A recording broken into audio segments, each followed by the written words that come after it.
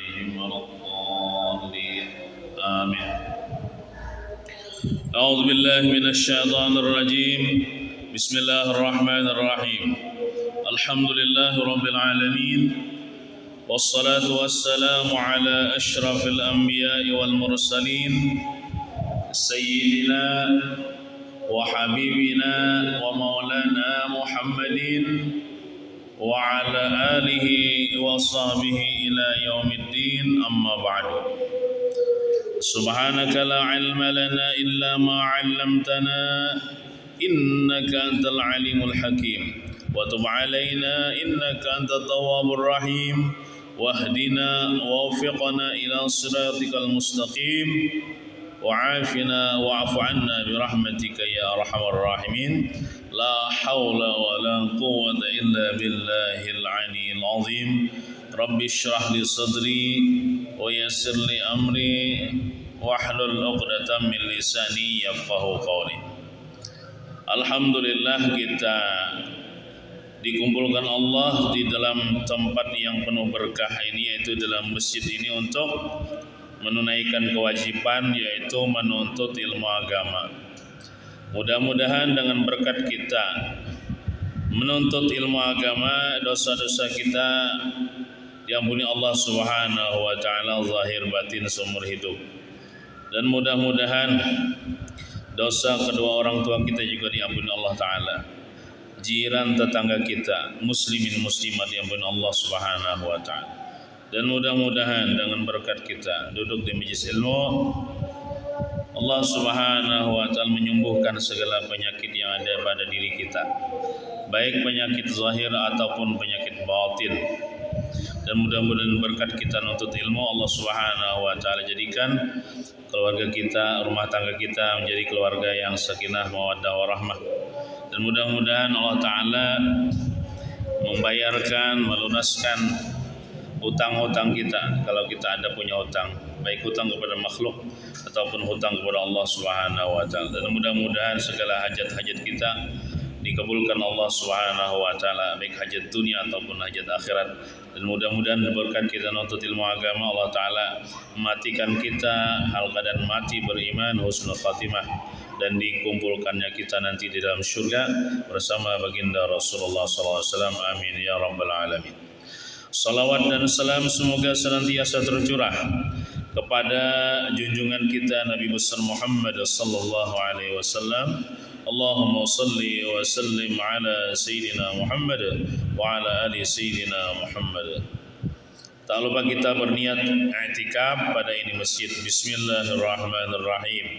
Nawaitu an a'takifa fi hadzal masjid sunnatan lillahi ta'ala. Halaman 59.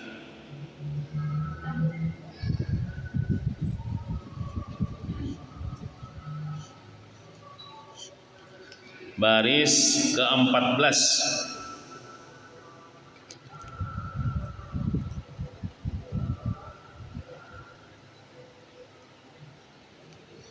Bacaannya, kemudian Rasulullah sallallahu alaihi wasallam bersabda, Bismillahirrahmanirrahim.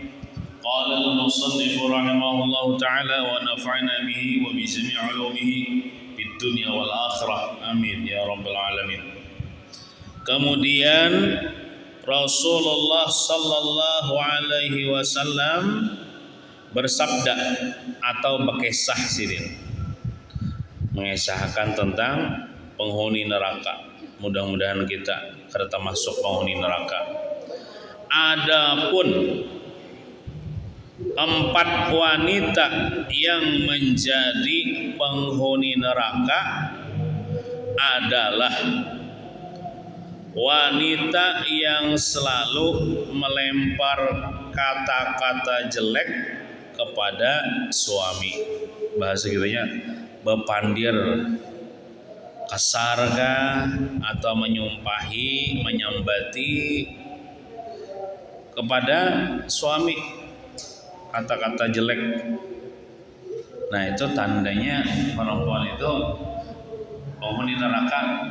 Amun kada bertaubat, amun bertaubat diampuni dosa-dosanya.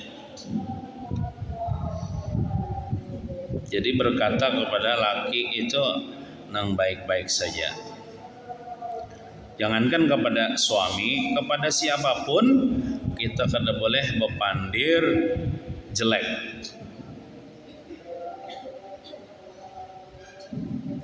Jika sang suami pergi, dia tidak mau menjaga diri, nah itu tanda perempuan penghuni neraka. Amun laki kada ada di rumah, inya ini kemanakah belalah? Mantang-mantang lakinya kada melihat, lalu berjalanan kemanakah? Atau berpacaran kah? Nah, itu tidak mau menjaga diri. Seharusnya laki kedada, seharusnya dia begana di rumah aja demi menjaga diri. Dan jika suami berada di rumah, maka dia menyakitkan hati suami dengan kata-kata kasar yang keluar dari lisannya. Nah, bila ada laki di rumah menyakiti hati laki dengan kata-kata kasar, kata-kata kada baik. Bila laki kada di rumah, inya kemana kabalalah berpacaran, berselingkuh. Nah, itu tanda perempuan penghuni neraka. Nauzubillahi min dzalik.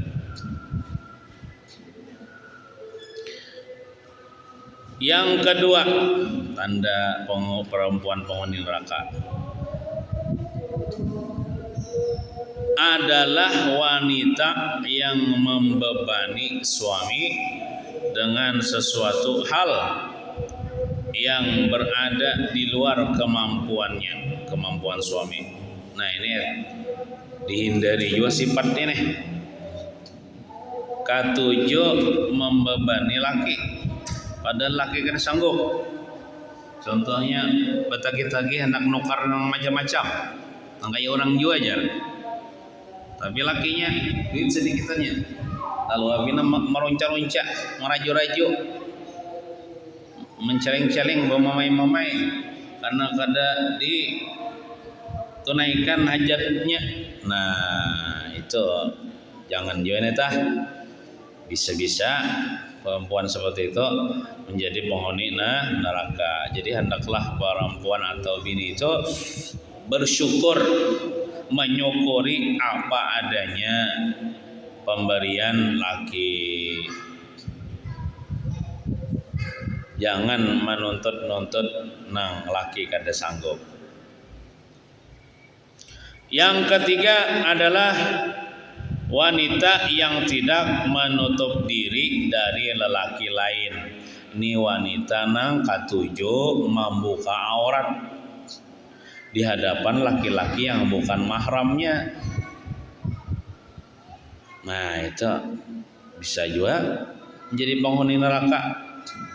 Cuman kita kada boleh menyembati si anu. Kita mau urusi diri kita aja. Sudahkah kita menutup aurat ketika keluar rumah, ketika berhadapan dengan lawan jenis?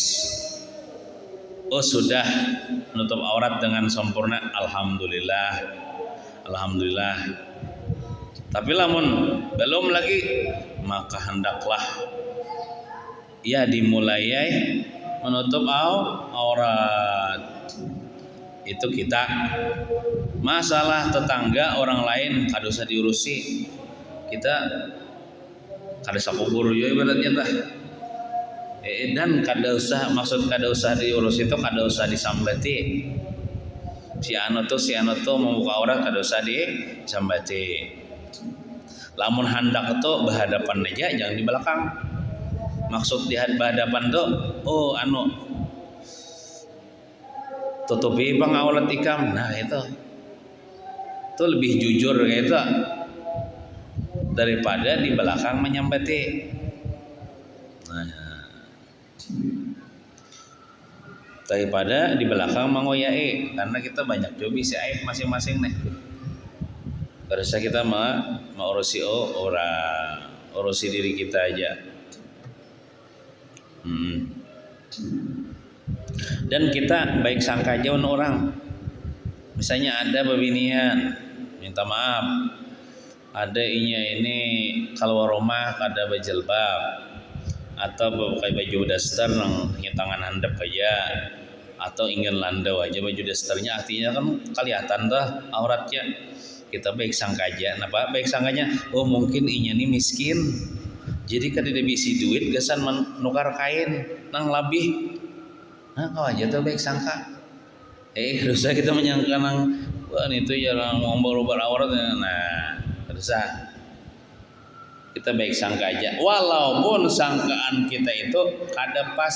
Maksud tuh kada pas tuh kayak ini, kita tulah menyangka baik kepada orang, ternyata sangkaan kita tuh luput, tetap kita berpahala. Contoh kayak tadi, bebinian membuka aurat keluar rumah, kita baik sangka hati kita, nya baik sangka tuh nya bersih hati. Tandanya bersih hati itu baik sangka orang. Oh mungkin si ini kasihan miskin, kada kawan nukar kain sehingga ada kawan menutup aurat, kan selesai dah. Padahal nang sabujunya dasar sugihai orangnya, banyak kayak isi duit. Cuman kita baik sangka aja. Nah sangkaan kita itu tetap dapat pahala, walaupun kita menyangkanya kada pas, tapi sangkaan kita baik, dapat kita pahala. Tapi kalau kita menyangka buruk, walaupun sangkaan kita itu pas, tetap kita dapat dosa.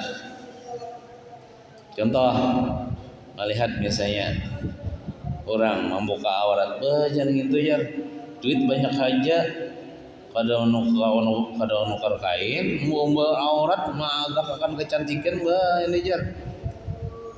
Sakanya dasar bujur banyak aja berduit kau aja nukar kain. Artinya sangkaan kita tuh pas, tapi sangkaan kita buruk, dapat dosa kita. Jadi kada ada ruginya, bahkan untung bersangka baik kepada umat Nabi Muhammad deh. Dan alangkah ruginya bersangka buruk kepada umat Nabi Muhammad nih.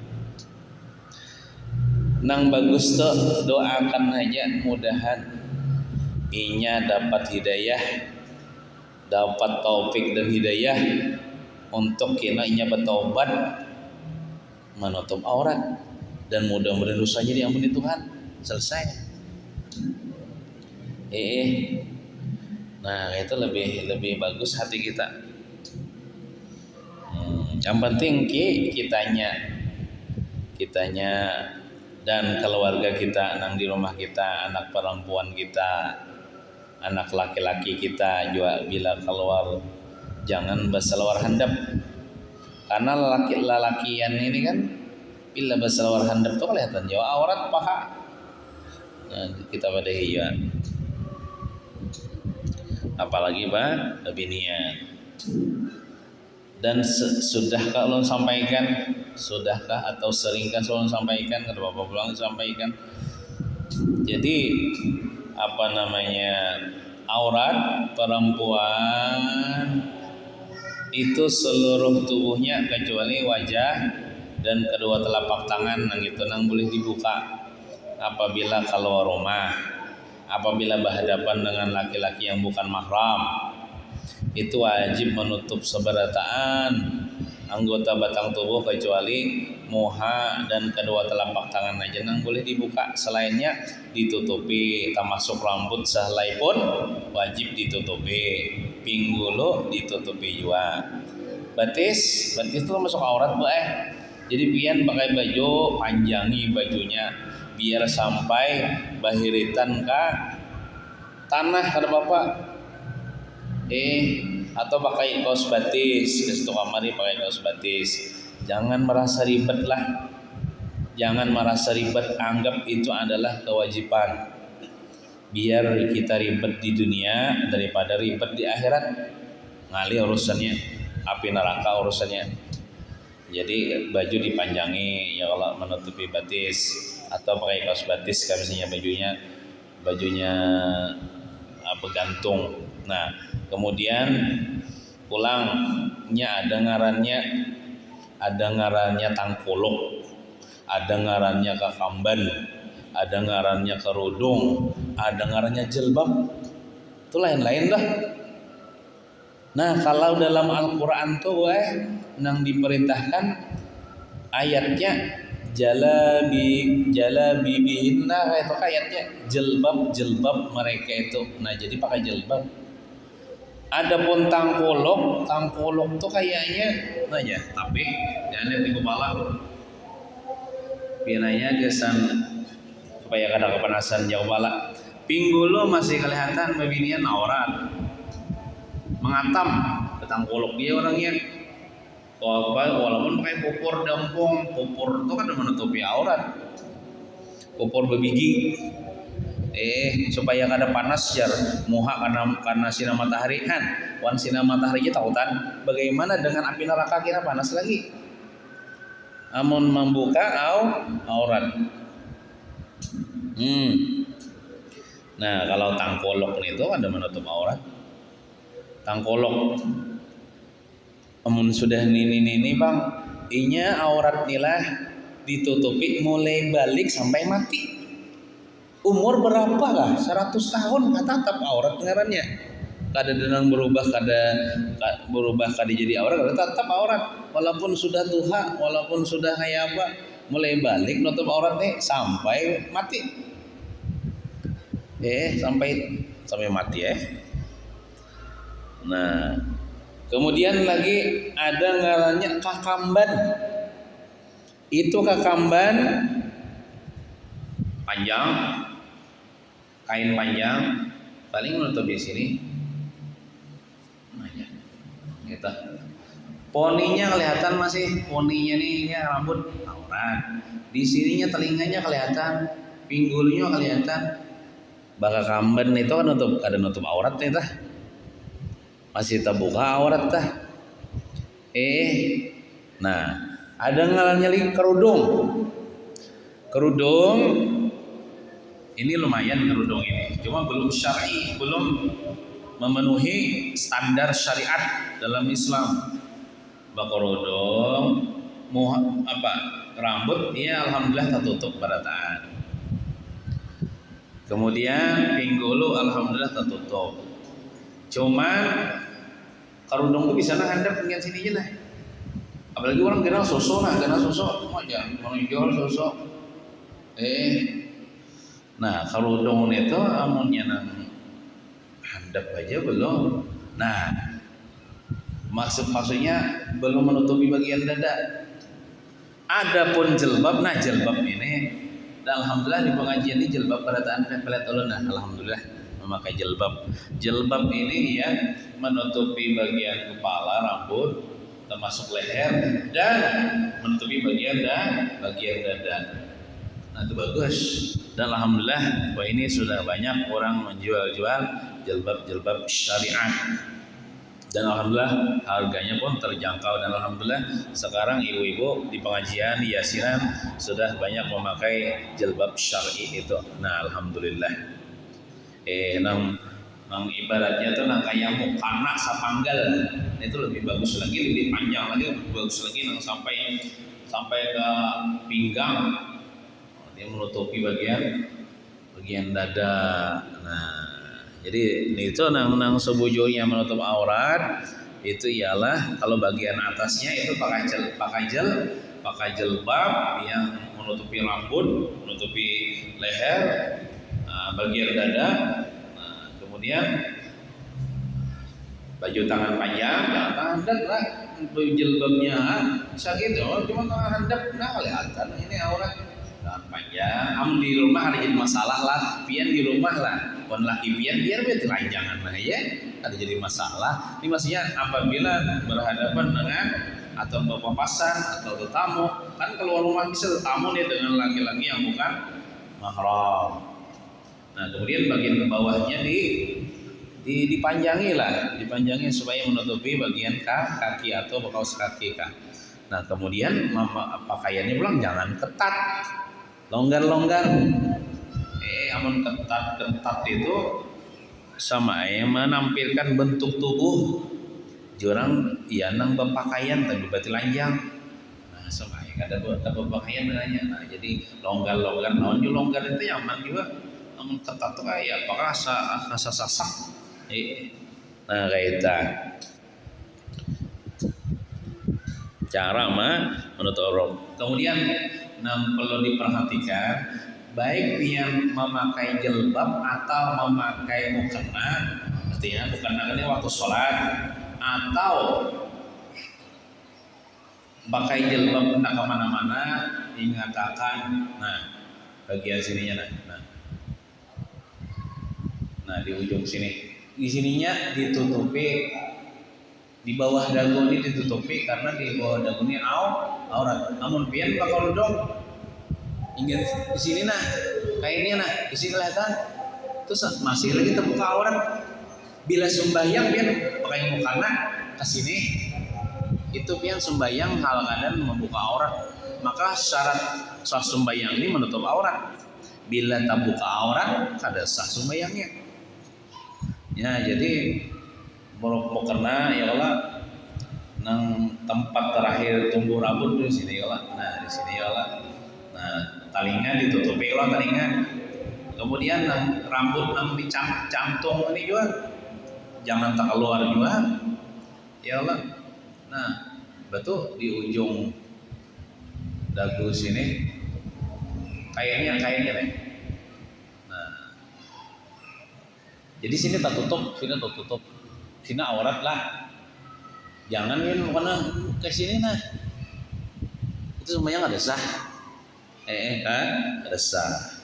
Nah jadi kalau disampaikan lawan laksanakan yang kada tahu belum atau kada hadir ya di majelis atau anak perempuan yang lain tuh wajib disampaikan tuh nang kita tahu nih caranya supaya sembahyang kita sah. Kan kesian sembahyang biarlah sembahyang ada sah gara-gara kada buju menutup aurat. Karena di bawah dagunya aurat bagi perempuan. Bagi laki-laki kan tidak lah. Laki-laki nih sembahyang itu auratnya antara pusat dan intur dia biar bersalawar katuk ya menutupi lintuhut antara lintuh dan pusat saja sembahyang. Tapi kalau beginian sembahyang itu kan seluruh tubuhnya kecuali wajah dan kedua telapak tangan. Wajah tadi ya jadi jangan sampai bukan atau tak ulur ke sini. Nah sini kelihatan. Nah jangan mencari nang longgar itu bisa tak ulur ke sini nang pas.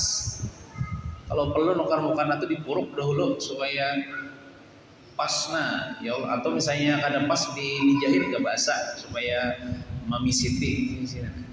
Kemudian tangannya ya Allah jangan taulur. Makanya kan ada mukana itu nang betali lalu pakai di jari tengah sini ya Allah supaya ada ke ini kan bisa juga mengatakan Allahu Akbar tarik aja taulur kelihatan nih ini aurat nih.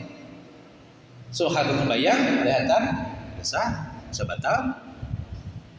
Jadi maksud nang terbuka kedua telapak tangan di pagalangan sini nang batasnya. Nah ini kada apa-apa terbuka, ini kada apa-apa terbuka.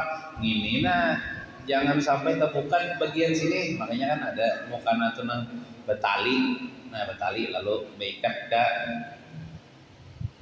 jari tengah ini supaya kada taulur. Nah bagi nang memakai mukana nang bepanggalan mungkin ulun sudah sampaikan kada apa-apa pulang kita sampaikan pulang. Itu hati-hati apik-apik kalau kada saja ya pakai bepanggalan saja namun berhati-hati mun kada berhati-hati siapa kan ada bukana nang bepanggalan nang kayak jilbab ya lah sepanggal lalu diindrok pulang. Nah itu amun pian pakai baju tangan handap di dalam misalnya lalu pakai mukana nang panggilan itu lalu buruk intronya. Nah waktu takbir kan angkat tangan Allah Akbar otomatis tasingkai kalau nang capanggel bagian atas tasingkai nah kelihatan tangan ini sedangkan tangan ini aurat pian dan waktu takbir angkat tangan Allah tak angkat kalau dah tasingkap kalau dah apa mukanan yang bagian atas tuh tangan pian tangan handap kelihatan sini. Jadi amun anak aman tuh pakai tangan panjang, baju tangan panjang di dalamnya, jangan taulur juga. Betul, handak kerupuk maka tangan pulang, kelihatan pulang misalnya. Tidak bang, sami Allah namanya maka kedua tangan pulang kan, tak singkai. Agak bang sedikit, agak repot bang sedikit kalau tidak berhati-hati kalau mau kanan pinang panggilan atau bagus dong selajur ya. Itu kan enang berpanggilan Tuhan kan ada tangan doh, kalau kayak jilbab panjang aja tuh, tapi waktu angkat tangan kan kelihatan bagian sini nah, kelihatan aurat nah. Betul pulang, waktu sujud pulang mau kada berhati-hati.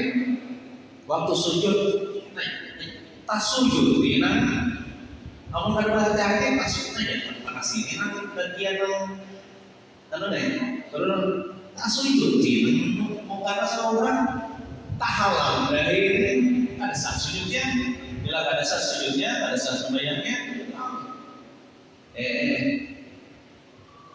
Nah, yang ada diperhatikan pas sujud di lambung karena seorang dengan tadi. Ulang nih, kan kita ada saat sujud. Apabila terhalang dengan sesuatu benda yang bergerak dengan bergeraknya kita. Artinya umpat di awak kita nih. Contohnya kayak pakaian kita tadi, sujud pakaian kita yang kita pakai itu halang dahi nih. Nah, ada sujudnya, ada sayur sembayangnya.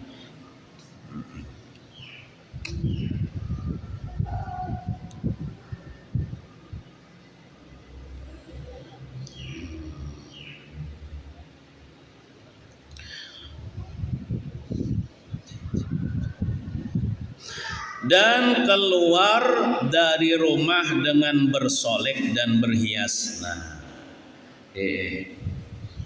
ini tanda-tanda di sini, tanda-tanda perempuan penghuni neraka. Ketujuh bersolek, ketujuh berhias. Bila keluar rumah, berarti itu bukan gasan lakinya nya berhias tuh, tetapi gasan dinikmati, diagaki kepada laki-laki lain, yang padahal perempuan itu bersolek berhias itu cuma boleh kepada lakinya aja, kepada laki-laki lain tidak boleh. Nah, keluar dari rumah dengan bersolek dan berhias. Jadi bila keluar rumah, hendak ke pengajian kah, hendak ke pasar kah, hendak ke urunan kah, hendak ke yasinan, hendak ke pengantinan, harus sakin bah make up bersolek-solek berparfum bah harus sakin.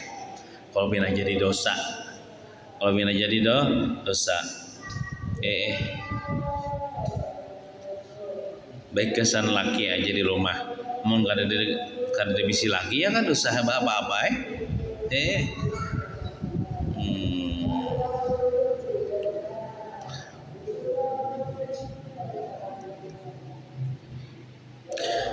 Yang keempat, ada orang bertakon, besamir itu apa hukumnya besamir? Nah, besamir rambut deh. Besamir itu biasanya kalau orang bahar itu bila behuban hanya besamir, yalah, menutupi huban biasanya. Tapi kalau sekarang anak muda yang belum behuban kayaknya besamiran, gitu kesan apa? Nah, ini masalah hukum nang besamir orang behuban dulu.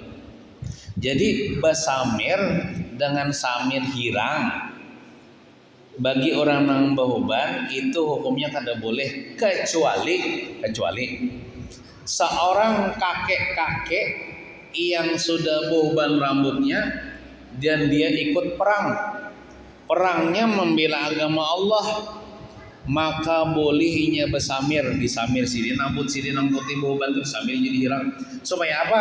Supaya di medan perang musuh tuh menganggap orang ini masih muda bang, supaya musuh itu takutan. Mun kaya ini ya,